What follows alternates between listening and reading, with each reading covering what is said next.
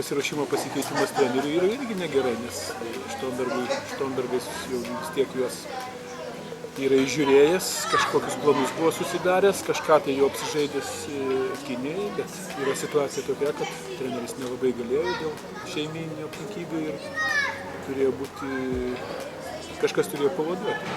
Ta pavaduoti į jo vietą pasiūlė man ir aš sutikau Saulį, vietoj Sauliaus sustartuoti šitam čempionatui.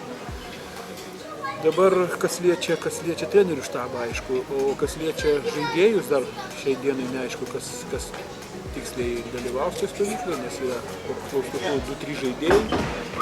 Jeigu mes susirinksim visi, tai būsim pakankamai stipri komanda, kad pretenduoti į aukštas vietas.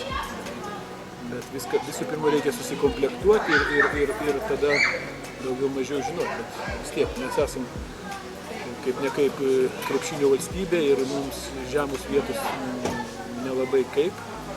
Tai kad mes vis tiek, kaip mes besusikomplektuotumėm, kokia bebūtų situacija, mes turim siekti aukščiausių rezultatų, ką ir mes nuo šios dienos pradėsim daryti, tai reiškia ruoštis, kad pasiektų maksimalų rezultatą varžybose.